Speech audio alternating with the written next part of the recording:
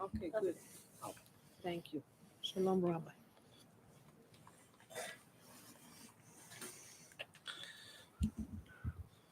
Okay, well, welcome back, everybody. This was I get that right? Okay. So the Monday night Shiur. I mean, we had this for I think more than 10 years, more or less every Monday night, and then I think around COVID time is when it felt dead, and then a couple times we tried to start back up, but there was a period when nobody wanted to go to anything. Even when it was like, no, I can watch it. Why should I go? Now the world's kind of a little more back to normal.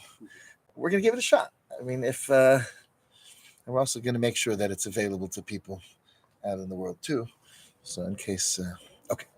So the goal would be really to always explore something in great depth that's exciting and meaningful and enlightening. So here's a pasuk that you probably know. Lo sikom, v'lo sitor es b'nei amecha, v'ahavta l'recha kamocha ani Hashem. Do not bear a grudge. Lo sikom first means don't take vengeance. And don't even hold on to a grudge against b'nei amecha, members of your people, your people, your fellow Jews. Ve'ahavta l'reacha kamocha. You should love l'reacha, toward your friend, kamocha, just like yourself. Ani Hashem, I am Hashem. That's the pasuk. There's a story, the Gemara, again, that you've heard, but maybe not this way. There was another story with a Gentile. Sheba lifnei Shammai, came before Shammai, and he said, Shammai, Gaireni, I want you to convert me to Judaism. Al manas, but here are my conditions. Yeah, so it's already not getting off on the right foot, if you'll pardon the pun. Convert me al manasha to lamdeni kol haTorah kula. Teach me the entirety of the Torah. Kishani omed al regal achas, while I'm standing on only one leg. Dechafo, so he pushed him out. The amas habinyan shebiyado, with the builder's ruler that he had in his hand. So he pushed him. So I don't know, maybe because he was standing on one leg. It's easy to push a guy over who was on one leg. And Shammai said, "Get out of here." What is he holding a builder's ruler for? I mean, the whole thing is very mysterious. Balifnei Hillel. The same guy came before Hillel with the same statement, apparently, and Girei and Hillel converted him.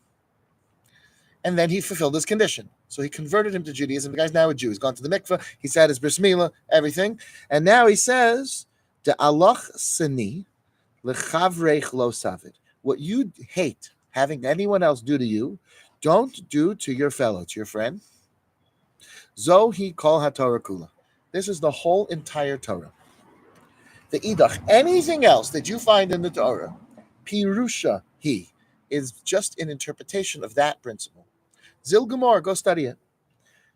That's what Hillel told him. Now, I want you to understand something. Hillel believed very firmly in keeping kosher meticulously, right? And not wearing shatnez, and keeping Shabbos as it's prescribed in the Torah. Yashan for sure. He wasn't in Chutzlar to go with a Bach. I mean, he kept the whole Torah.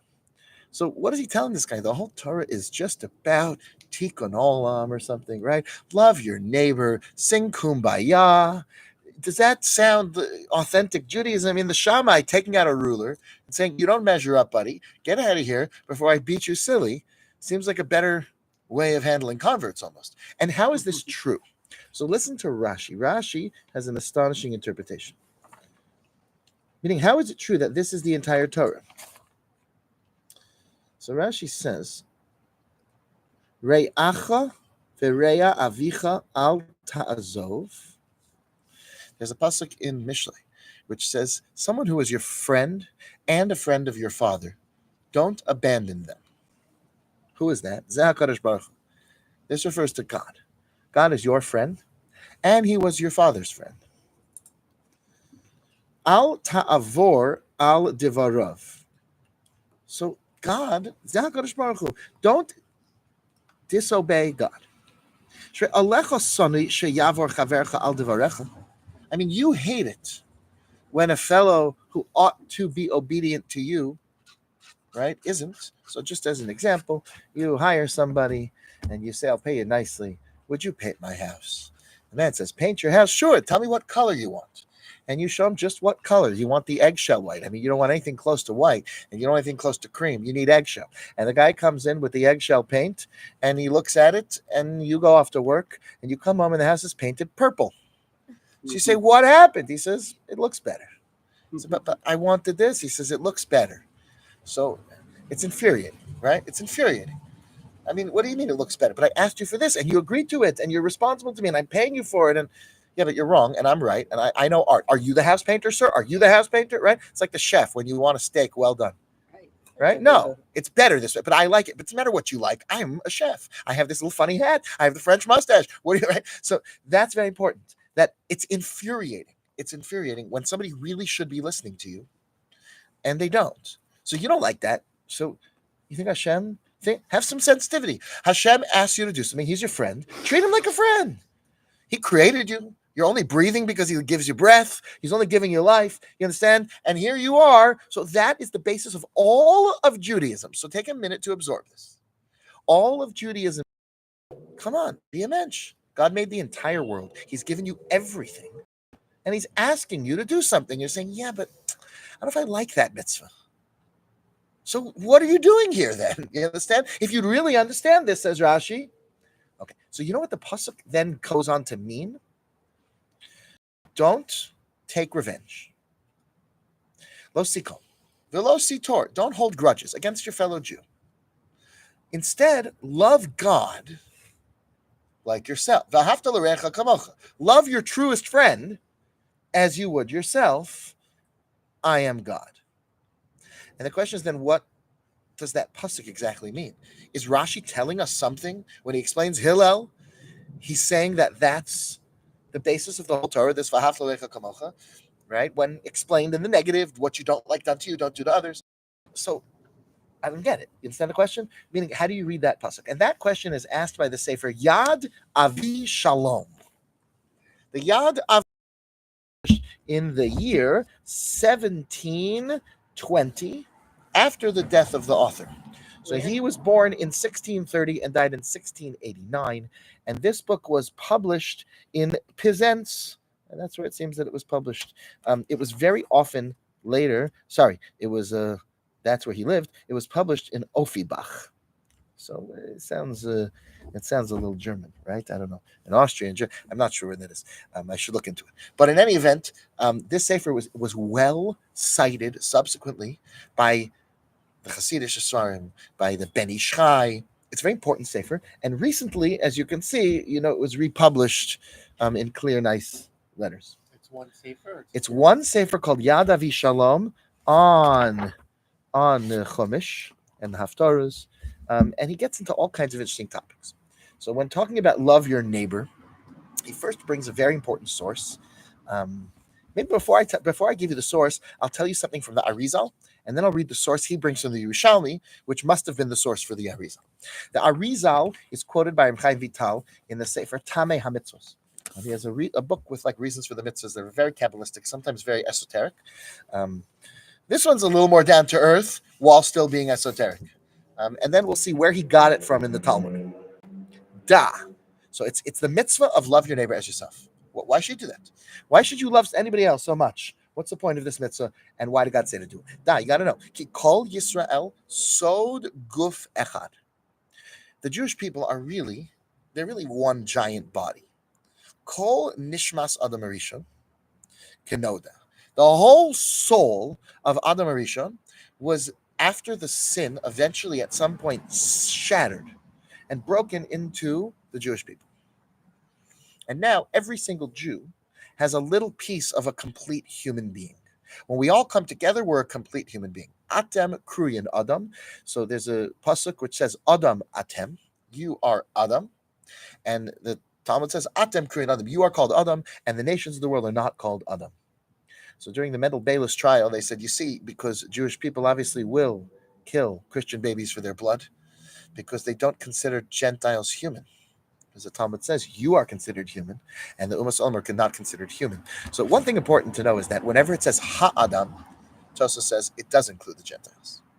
So Asa Yasa Osa Ha'adam V'chai B'hem, we know that any human being in the world can reach the level of a Kohen Gadol, it says in the Gemara, because Adam is reserved for Jews, and Ha'adam means mankind, like with a capital, humankind. So we're not saying that all Jews. So I think it was Rabbi Shapiro, they say it over from many different rabbis who responded to this claim during the Bayless trial as follows. They said, you will notice around the world right now something that's happening, that the Jewish people are under attack. What does it mean, the Jewish people? One Jew is on trial, and every Jew in the world is praying and talking about it. And here it's 2025, and when I mention the Mendel Bayless trial, a lot of people nod and say, yeah, I know about him. I heard about that. It was one of the blood libels. It was a major thing. So why is that true? When there's someone in Iran who's being accused of another blood libel, and it bothers us, why does it bother us so much? He said, I'll tell you why. Because we're all one big human being. The Jewish people are an Adam. They're one person. And this is extremely important. We're going to see the sources. But this is relevant to what's going on right now in Israel, because there is a claim against the Jewish people that goes like this. Do you know how many children are dying in Gaza? Why doesn't that bother you? Why doesn't it bother you? So you're all hung up on this young soldier who left a week after his wedding, and now he's gone, and he died. Do you know how many children died on the other side? Right? And that's a claim that's seen as tremendously righteous and tremendously good. And it's so dastardly. It's so wicked. And I'll explain why. So you have a guy walking down the street, and he says, I'm on the way to my brother's funeral, and I would appreciate if you could stop by. I'm having Shiva this week. I'm trying to get a minyan. Can you come by to the minyan? So you come by the Shiva, and you say, what are you sitting on the floor for? For the last 6 months, children have been dying in Gaza, and it didn't bother you at all. There was an earthquake last week in Venezuela. I don't know if there was, right? There was an earthquake in Venezuela, and a few thousand people died. And you care more about your brother? You think he's worth more? Can you imagine? Someone saying such a thing? It's absurd. Because you're supposed to love your brother. It is supposed to bother you and I more when someone we are close to dies than when an abstract tens of thousands of people die elsewhere. Yep. On the flip side, would you hold that same argument to like, hey, did you see what happened on October 7th? And to them, it's like, well, they don't hold as much weight to that as the 10,000. It's the same thing as right. But I'm saying that right. In other words, one person on October 7th, one Jewish person who died, should bother a Jew infinitely more than thousands of people who died when an atomic bomb was dropped on Hiroshima. And that's not to say, it is not a value statement to say it hurts me more when I get stabbed in the leg than when 50 people get. It just hurts more. A human being is supposed to feel for others. And first we feel ourselves, and then we feel our family. And we are blessed to be part of a nation that developed an identity where we really care about one another. And that's not mean that we care less. We care more about strangers and goyim and people who are not part of our people than your typical Gentile cares about another Gentile. But we care even more about our own children. And even more, and those concentric circles develop tremendous. And you could say it's not so politically correct, but a person says, I love everyone equally, loves nobody. A person who loves his wife more than other people, that's a very important thing. And then continues out. That's very, very important.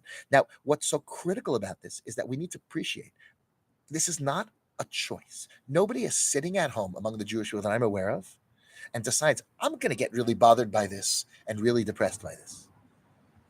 But to the extent that a person has lived a life of Jewish values, it breaks their heart because this is my brother, this is my sister, in some way or another. And it's not the same as if it's close to home. We manage to go on with our lives very differently than someone sitting Shiva, right? But it has a big impact on us, and that's a very important value. And conversely, I would understand it fully the other way.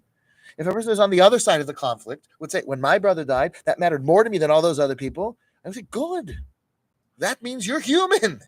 Now, if your brother died trying to blow himself up in a pizza shop, I mean, I have a problem with that, but it probably is still very painful for the mother of the Unabomber. It's probably very painful to see her son in prison and to know that he was a terrorist and to know that he was. So this is an important idea. All the Jewish people now are one Adam. We're one human being. And he says, for that reason, we have arvos. We have a deep responsibility. When somebody else makes a mistake, we're responsible to try to fix it. We're responsible to try to fix it. You say, what's it my fault? The Arizal was very careful when saying vidui, ashamnu bagabnu. He always said everything down to the smallest details of sins. And they asked him, they said, you certainly didn't do those sins. You're a great rabbi, you're a great tzaddik. He says, yeah, of course. He says, but the Jewish people are all one body. He says, even if I didn't do it, he says, but if my friend does it, it has an impact on me. And it's my responsibility to try to fix it. And he says, therefore, if the result told him, he said, even if a person is praying completely alone, our sages established that we say, Asham nu, Bagad nu. So one Jew standing alone who's a big tzaddik says, I have done this, and I have stolen. And a guy never stole a thing. His Vilna Gaon stole a thing in his life. He never stole a thing in his life. But he says it because we're all one person. There is a chazal. Our sages tell us that there's people, the imagery is a couple people sitting on a boat, right? One guy pulls out a drill and starts drilling under his seat, making a hole in this boat. So he says, what are you, crazy? We're all going to drown. He says, I paid for my seat. I'll do whatever I want with my seat. And that says, yeah, but no, we're on the same boat. And so that's our sage tells. So similar thing, when one Jew sins, I mean, it has an impact on all of us. That's that Rizal said it. Now, where does this all come from? So he quotes here a Yerushalmi in the Darib, which is not unknown. You may have heard it before, but this will get us into the story. Heich avida. How does lo sikom velo sitor es b'nei amecha work? How does not taking revenge work? In other words, what's the psychological methodology of not taking revenge? I mean, your brother does something to you, your wife does something to you, your friend does something to you, you want to get them back. I mean, why wouldn't you? So the Gemara says, you have a guy who's chopping some meat, and he accidentally cuts his hand with a knife. Tachzor v'timche liyadeh. Is he because his left, so his right hand is carving the turkey, and he hits his right hand, so it's bleeding, right? So he grabs the knife away. Is he going to grab the knife away and start hitting his other hand? I mean, that's idiotic. That's the Talmud Yerushalmi says. He says that's what the pasuk means. The question is, how could it be? A person who gets insulted, what could possess them not to want to say something back, not to want to fight back? He says the next words of the pasuk are love your neighbor as yourself. The meaning is, the goal is to feel that the other person is connected to me. The same way that I feel that way about two hands, I should learn more and more to feel that way. So the pasuk says, don't take revenge, because you should love your neighbor as yourself. You should love your friend as yourself. That's the first thing he brings. And then he says the following. But what about according to Rashi? That love, reyacha kamocha, means God. Now what are we going to do? Love your reya, like yourself, didn't mean the other person. It means God, and it means don't be a jerk. And if God asks you to do something, you should be obedient. That's the root of the whole Torah. So the truth is, you could answer that Hillel used that language to say it's the basis of the whole Torah. But it was a malitza. Hillel was using an expression. In the verse, it clearly means love the person. After all, that's what the mitzvah is. It's a mitzvah to love your fellow Jew. That's not what he answers. He says as follows. He says, Haneshamos chalke elokam imao. Every single Jew has a soul that is a piece of God. That we know. Kolel hashorish kol hakadosh baruch hu kolel v'shorish kol neshamos. Every single Jewish person's soul, right, is included in God. It's a piece of God. There's a Gemara that says, there's a Medrash. There's a Medrash that says, it brings two psukim in Hosea.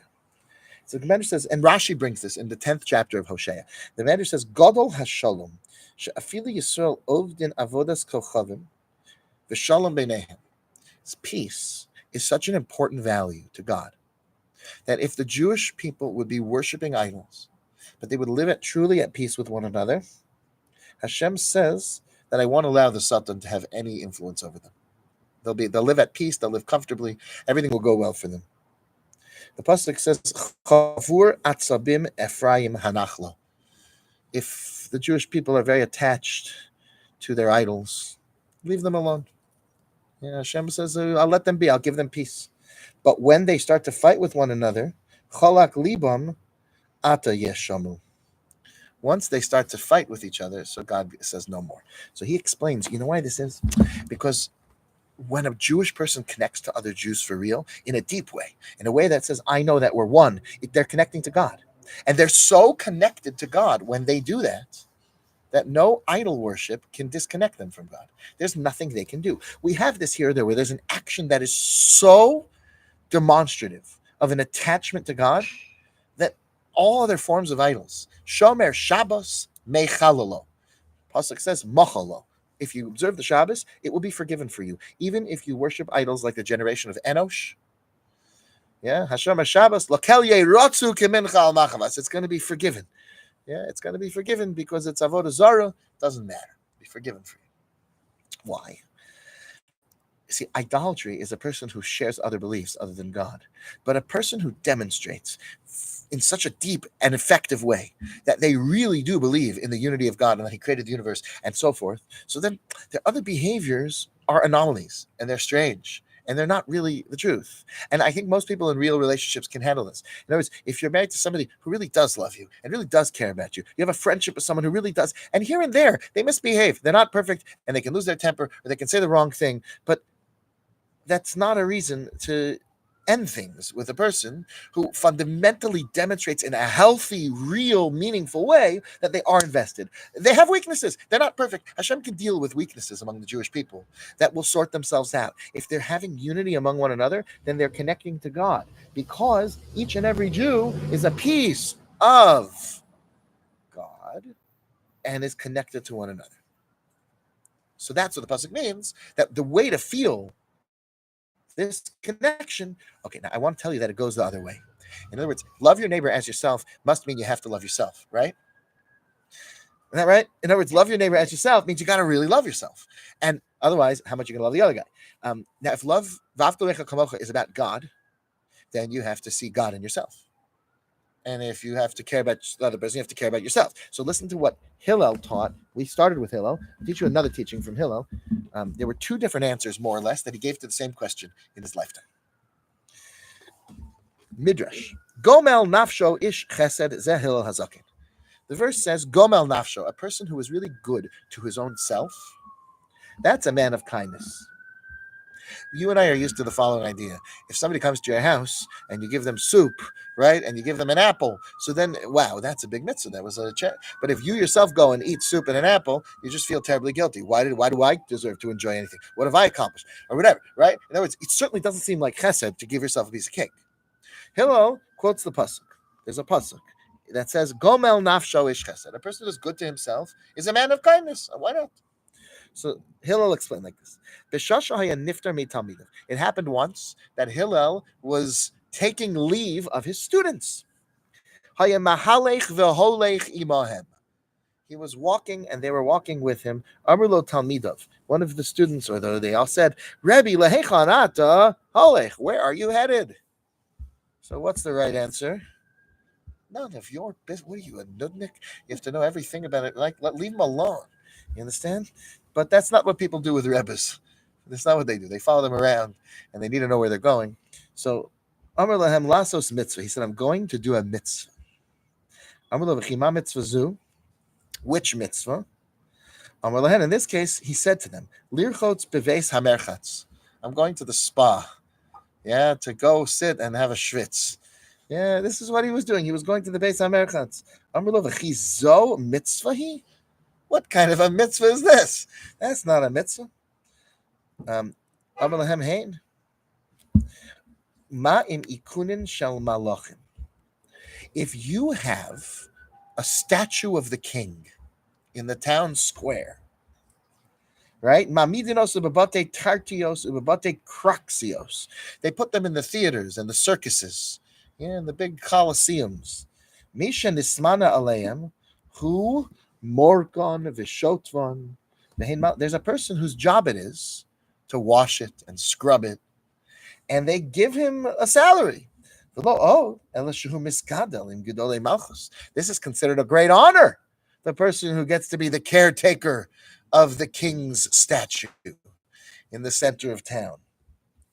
Ani, now look at me, he says. I was created in the image of God.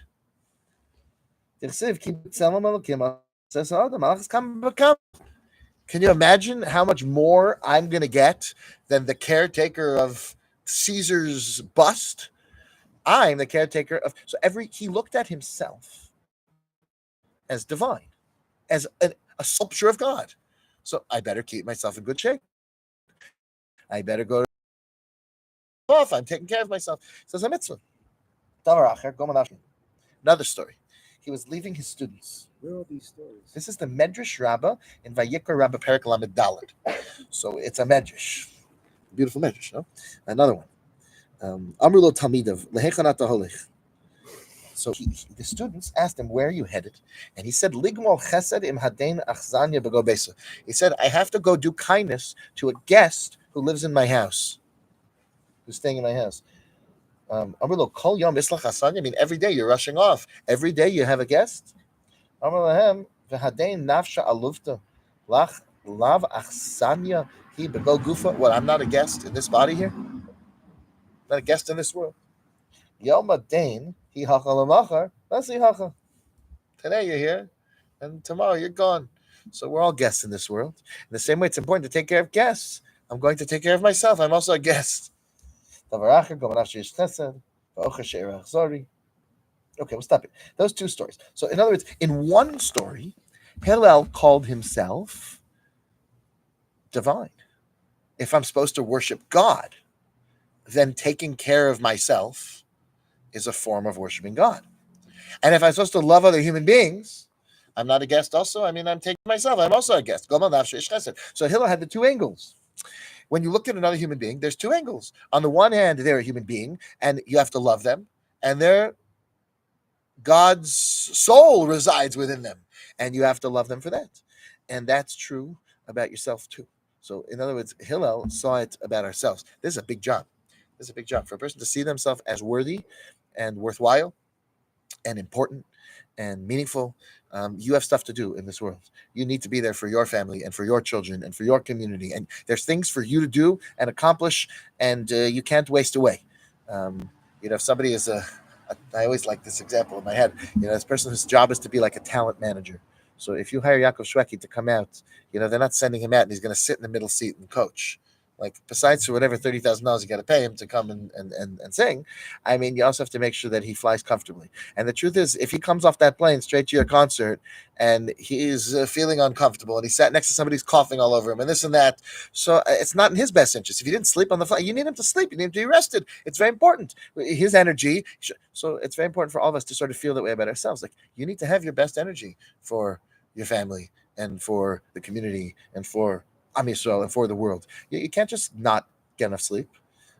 A mother, father, who doesn't get enough sleep because whatever reason, and then they're feeling grumpy, so they think, no, it was good because I was staying up late davening, I was staying up late learning, I was staying up late doing chesed.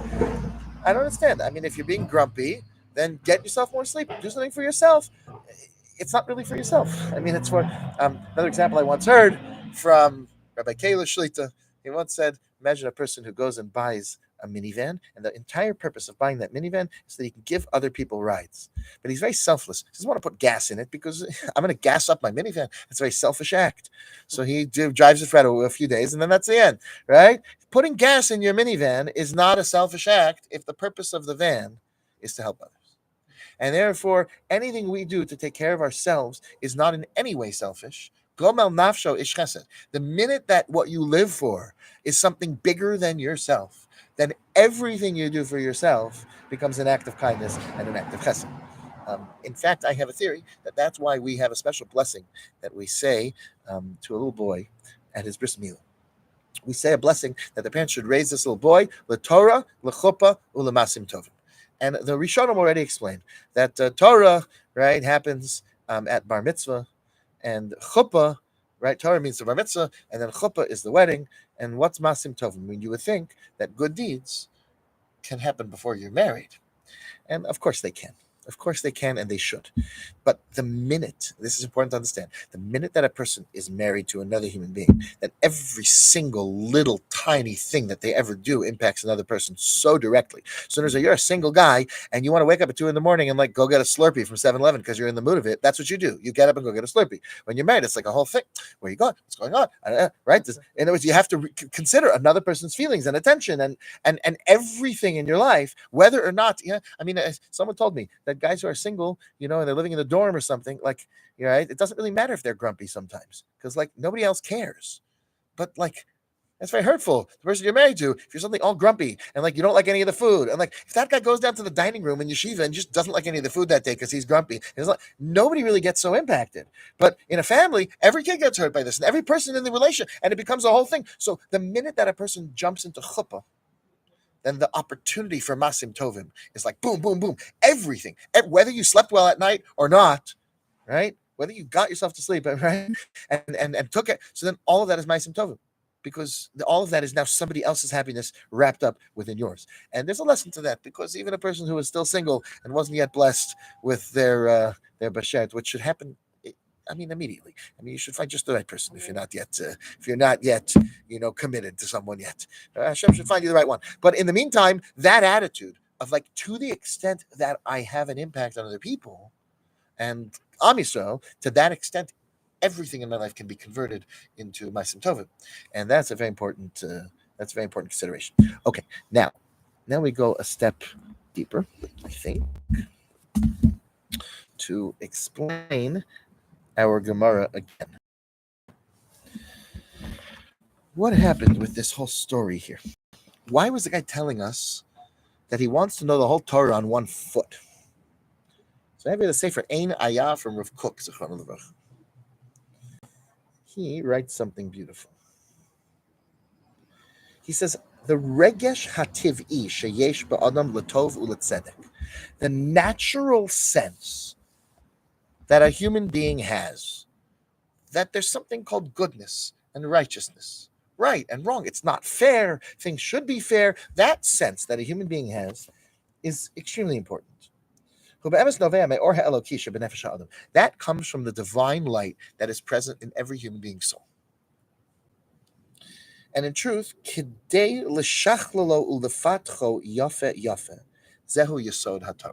the purpose of all of the Torah is to develop and refine that sense that a human being has, that everything should be right and everything should be good. It takes a lot of development and a lot of refining, and that's the purpose of the Torah. But because human beings are short-sighted,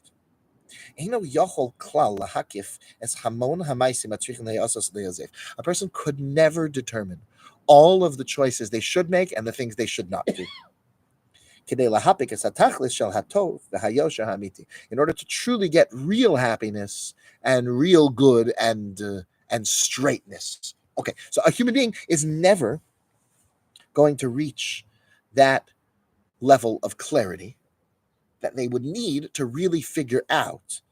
But they do have a sense of things should be just, things should be fair. And you have people out there all the time who are just inventing things off the cuff. If we raise minimum wage, that'll do it. And then it does the opposite. So then they say, okay, here's what we're going to do. Right? And they come up with every kind of theory. And the answer generally is, I don't know if that's a good idea. Oh, so you hate the poor. They say, here's the solution to the shidduch crisis. You say, I'm not sure if that's a good solution because, well, let's see how you feel. If your daughter, no, that's not what's happening, right? We're just trying to figure out how to do it right. And maybe the solution, is it right? Is it not right? So this is a big deal because whatever your feelings are. And as long as you express that you have the right and your heart just bleeds for this one or that one, so then that's all that matters. If you say the right things about the environment, right, and just say them and cry about them and vote on the right side, then you can fly private jets wherever you want, night and day, and destroy the environment that you believe so much in. You can set Teslas on fire and do every other thing that's bad for the environment, and it makes no difference at all because your feelings were in the right place. That's the world we live in. This is not just some weird social commentary. That's the fact. So this guy says, teach me the whole Torah while I'm standing on one foot. Rav Kook goes on to explain that this person wanted to understand just in terms, and every person has their sense of right and wrong in terms of two areas. One of them is their feelings, but really good feelings of wanting things to be just and right that come from the soul. Everybody has that. And he says everybody also has, a brain, a seichel, a rational side. He says those are two different legs that a person stands on. In any event, he understood that what this person wanted is to understand the entire Torah. Rabbi Hillel, I want to be able to give you any mitzvah in the whole Torah, and I want you to explain to me why that's really right. What's really right and good about it? What's the understanding? Haregesh domen leumas prote hapeulos hatovos. Then he goes on to explain why Shammai chased him away with a ruler. So one thing he says is that you can't really understand everything about a building just by its external plan. And the ruler, the builder's rule, is an impressive thing because it gives everybody a certain size amma. I mean, an amma is a cubit, and a cubit is basically from the end of your finger until your elbow.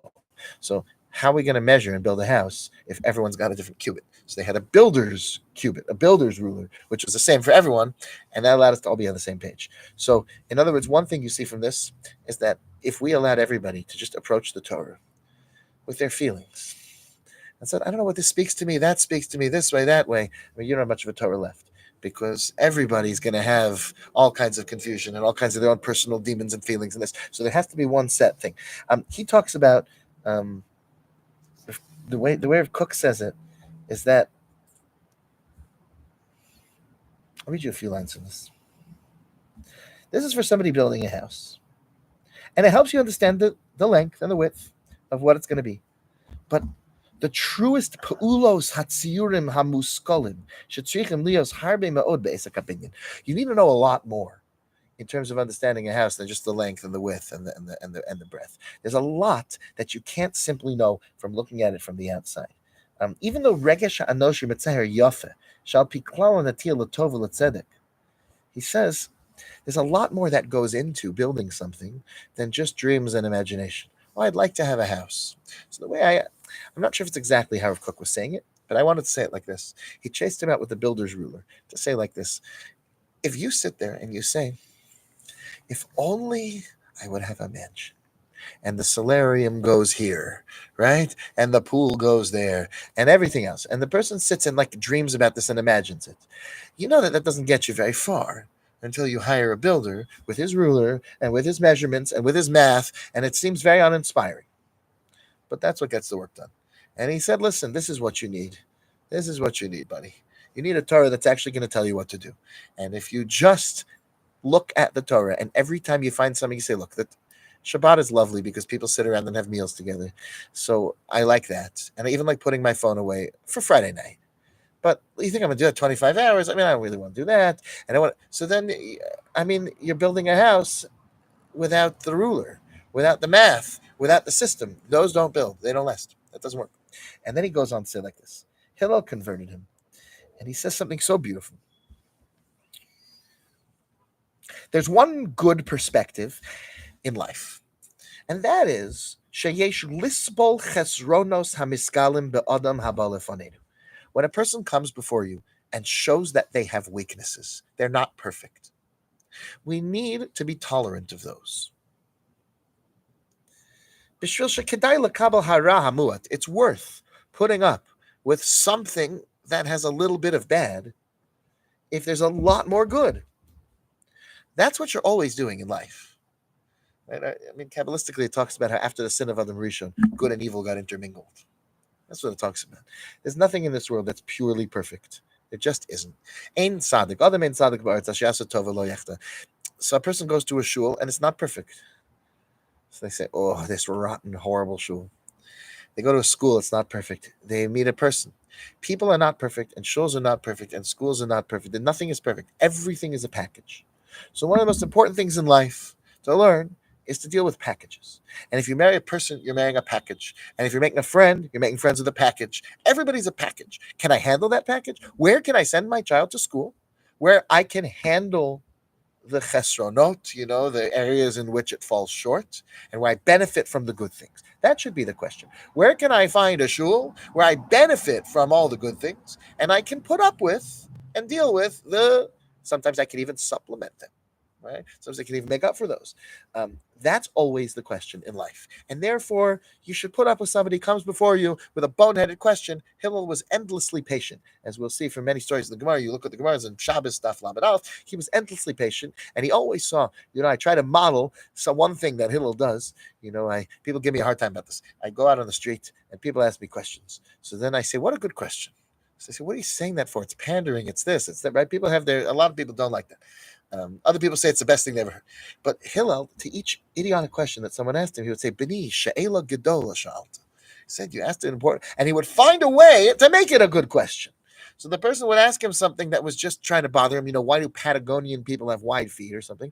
And he would start telling them about marshland and snowshoes and how it helps them because they live in a place, having wider feet. And they would ask him, why do these people over there have slanted eyes? And he would explain about how beneficial it is when you live among the sand and how the adaptation and all kinds of things. So he would take the question and make it an intelligent question.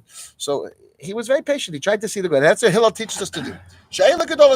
Somebody's trying to drive him crazy. So that's the answer. For anybody out there who's wondering, why do we tell them when they're asking a good question, even if it's a little bit foolish? It's an ancient Jewish custom to try to find that it's a good question when someone asks you a question. Maila Hayosa Gadol, he said there's something even better. There's something even better than just accepting other people as a package. That's really good and it's important in life to do. There's something even better. Lahaskil, to develop the sophisticated awareness. Shelifamim behachisaron atzmo, sometimes in that person's very weakness, nimsa yitaron shel tov. There is some great and good benefit for the side of good. So Hillel, in his humility with this convert, he figured out, even though this guy's question was explain the whole Torah in some sort of rational way that makes immediate sense to my sensibilities. He says, the first thing you need to know is that question is very dangerous. Even if it's tov v'tahor, a person who just wants to know the reason for everything, it's pure, it's innocent. He says, Yecholum lotzes michsholim. There can be all kinds of troubles. He says, but you know what? The troubles that will come out if a person just tries to live by a Torah where he always understands everything and it always resonates with him. And he says, the truth is, this is very, very insightful. He says, it's because don't think it's because this feeling cannot understand these matters. It's just that we're not going deep enough. A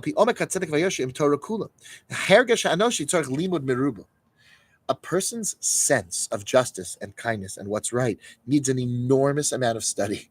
It's a huge job to develop.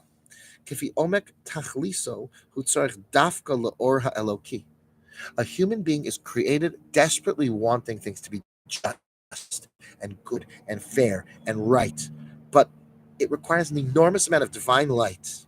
The Torah's emes and true Torah from Hashem, who's the master of all. He sees everything from the beginning of time until the end of time.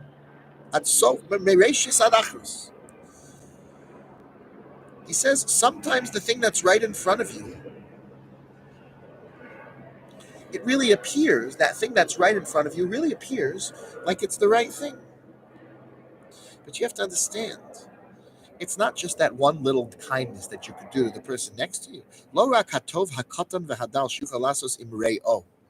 The favor that you can do for a person in your neighborhood, and you cook them a meal and you give them a smile and you do these nice things. The Sheged Einov, according to this person's eyes, what he sees right now, Zekol hanichlal ba'omek hanefesh b'koach avas hatov shela. The fact that I love goodness and I want goodness moves me to do this action. So he says, the love for good, right? This desire includes every single human being on the planet, in every generation, in all times. And to understand how the choices that we do or don't make massively impact the world. So a person has to understand, if you want to have Jewish grandchildren, you got to keep Shabbos. That's what passes it along. You got to do it right. Otherwise, they just don't come out. It doesn't work. It's very unfortunate. And who says? So, I don't know. I mean, do you understand physics? Do you understand how they built the bridge? Do you understand everything in the world? This is something that, with understanding everything that we can understand, God still knows more than us. And therefore, all the things that you and I want, that a secular, simple person wants for the world, are actually actualized through Torah. But it requires an enormous amount of study over the course of a lifetime to understand this. In other words, it's all understandable. It's just a lifetime of work. But the entire Torah is this. The entire Torah, he says, is a program to make the entire universe perfect and sophisticated. And one of the first things it needs is a full nation of people living as a nation and properly observing the Torah and living as they should. And the impact that that nation will have on the world, which we've had much more than our share. We've done a very, very good job as a nation by any metric. If it's Nobel Prizes, which, I don't know if that's worth anything, but although, whatever we're supposed to be contributing, it's much more than our share. But nevertheless, the purpose of all the things in the Torah is really to lead to this. And that's what's behind the reasons for the mitzvahs. I want to share with you something from the Rambam. That's very, I hope will be very listen to this. This is at the very end of the laws of Temura. So he has the laws of sacrifices. And there's one of the things in the laws of sacrifices is called Temura. Temura is not Truma, but it's the same letters. Temura means a person who takes one animal. There's a Masechta about this. A person who owes an animal to the Beis HaMikdash. So he owes a cow, and he is supposed to bring that as a sacrifice. And he decides, you know what? I'll switch this cow for a different cow. So Torah does not let you do that. Even if the second one is much nicer than the first one. The first one's some scrawny little cow. Explain how that's I would like to take my cow, bring it to the Beis HaMikdash. Then a week later, I say, you know what? Never mind this small cow. I'll switch this for a bigger cow. I switch them out. The Torah says they're both Kodesh. You cannot switch it. There is no removing the Kedusha from one and switching it to the other. Not good for bad, not bad for good. Now, it would have been sensible if I would say you can't take a worse one, but you take a better one you might have thought is okay. The answer is not okay. So says the Rambam. At the very end of these laws, he says, even though all the mitzvahs in the Torah are decrees, you have to do them. I explained this.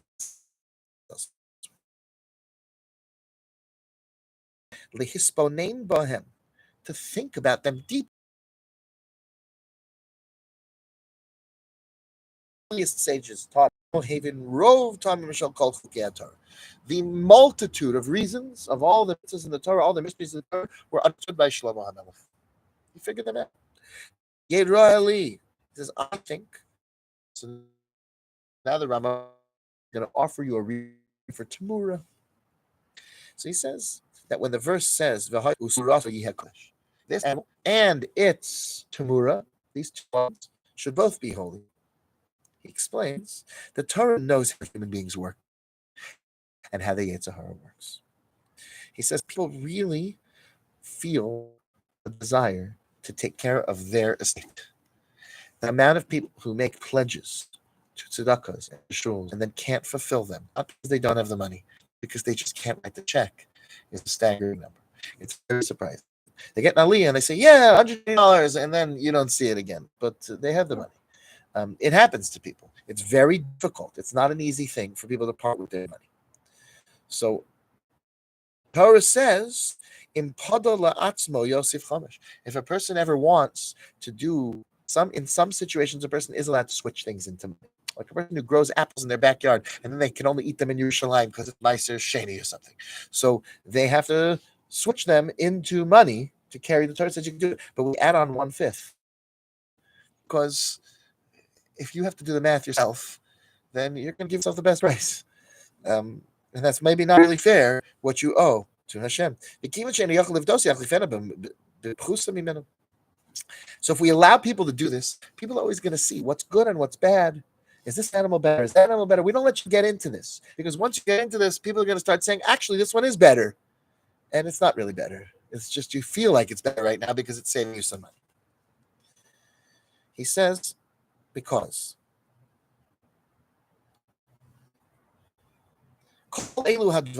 all these matters in the Torah, all these esoteric laws, They were given to human beings to improve, to overcome our negative inclination, and to perfect our attitudes, our midos. The great multitude of laws of the Torah, there's a ton of them. What are they for? They are suggestions from afar. Good advice, good suggestions from Hashem. Very, very often, esoteric things speak to people. Sometimes, if I tell somebody that, on the 7th hour of the 7th day of the 7th month of the year, it's a special thing to read these verses, and you will become rich. So people forget that feels like a very religious activity to do. But you say, don't be dishonest in business, right? And you say, what on earth does that have to do with being religious? And yet you have Rishonim like the Rabbi who spend their lives writing, spent a chunk of their lives writing sermon to explain the reasons for the mitzvahs. Why? Wouldn't it be religious to just blindly do voodoo and just put in the cauldron and stir? And isn't that what Torah is? And it's the opposite. Apparently, those who have that attitude towards Torah have the opposite of the correct attitude. On the one hand, everything's mystery. But whatever I can try to understand, make some sense out of, that can impact my brain and the way I think and the way I involve myself in the world. So you cannot do that. You have to spend your nights thinking about what is this? What is that? So what's the reason for this? So this guy comes in and says to Hillel, listen, I want you to teach me the whole thing. I want to make sense out of everything. Hillel understands with the person that, listen, there's a root of what you want that is extremely good. You want the whole world to make sense. You want everything to be right. You want everything to be just. You have to know that learning the Torah is learning that skill. It's learning how to do your part in that. These Torah refines their mind. The more keeps the Torah, that's the lesson. That's the religion. The Rambam says something else interesting in another place.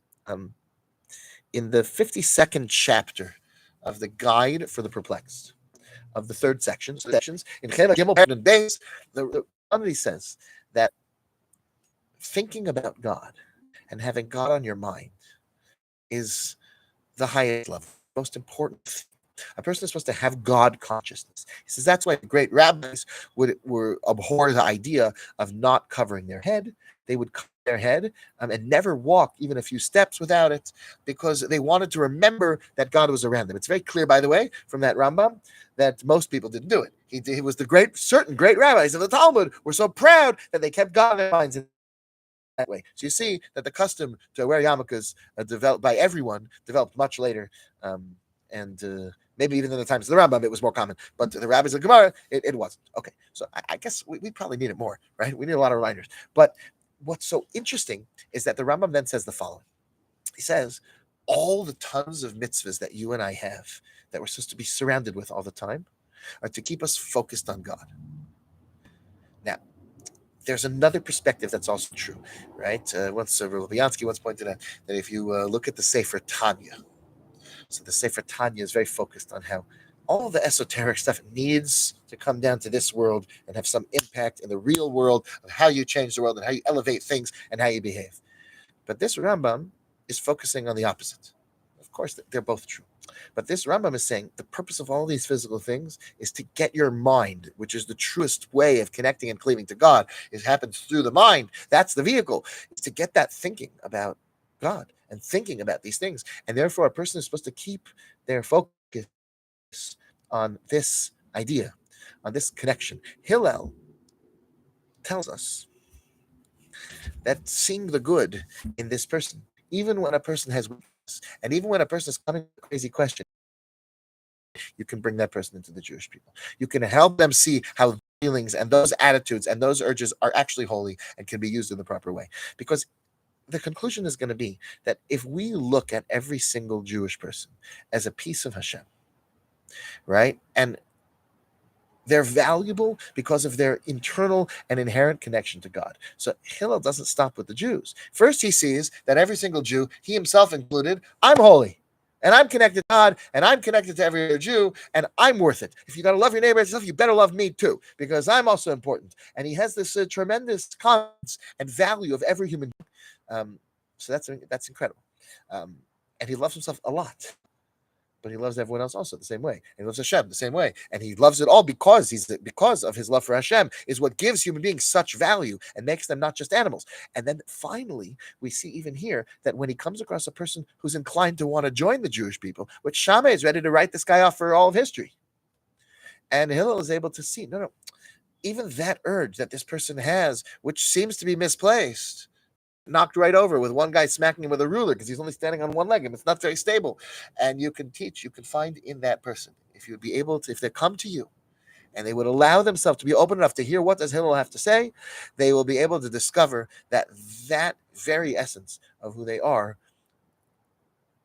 if only it would just listen to the Torah and be developed by the Torah, they would all be included. So I don't know if this is Pollyannish, but I like to remember that there's a Gemara that says they're all asidin lehisgayer, that all the nations of the world, one day, eventually everybody's going to convert. There's such a position. There's such a position that everybody is going to become part. Anyway, everybody has the potential and everybody has the capacity. And we don't write off any human being because ultimately the good that's inside of every single person is the Tzelem Elokim. And it's a Mishnah. And the way that most learn the Mishnah, Chaviv Adam, beloved is every human being, Shenever B'Tzelem, who's created in the image of God, and Chavivin Yisrael, and beloved are the Jewish people who are children to Hashem. So the first part of it tells you that every person's in the image of God, and if being in the image of God is what's necessary, right, for a person to really be so worthwhile, that's like polishing a statue. So then it's very, very important for us to appreciate the incredible lesson that Hillel is showing us, right? Hillel was the model for, right? He said, "Heve me talmidav shel Aaron." Hillel's big lesson was, I want everybody in the Jewish people to know it's worthwhile to be a student of Aaron HaKohen, who was Ohev Shalom. He loved peace. We said peace among the Jewish people is the key to connecting them to God. V'rodev Shalom, and he pursued peace. Ohev es habrios, he loved all human beings. Umekarvan l'Torah, all human beings, and he would bring them close to Torah. Even the prospective convert, anybody that he met, he would want to bring them close to the Torah. And halavai that we should believe what Hillel taught, that every human being, right, is so worthwhile because we're nothing but an image and a statue of Hashem, and that gives so much value to every one of us. It connects us so intensely to all of our fellow Jews in such a meaningful way, and it allows us to develop and build this beautiful world that can be developed if we just follow God's plan of how to do it. Yes, Thank you very much.